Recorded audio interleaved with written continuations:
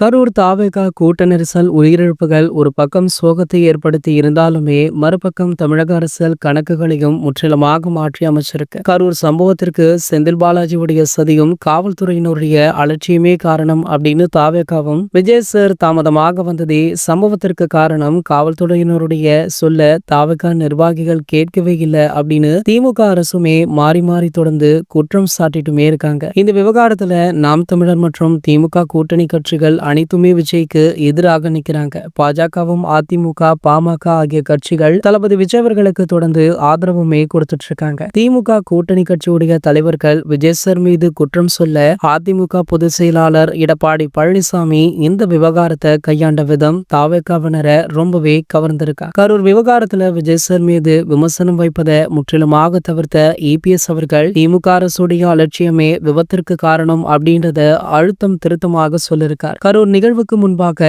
அதிமுகவை விஜய் சார் மறைமுகமாக கடுமையாக பேசியிருந்தாங்க.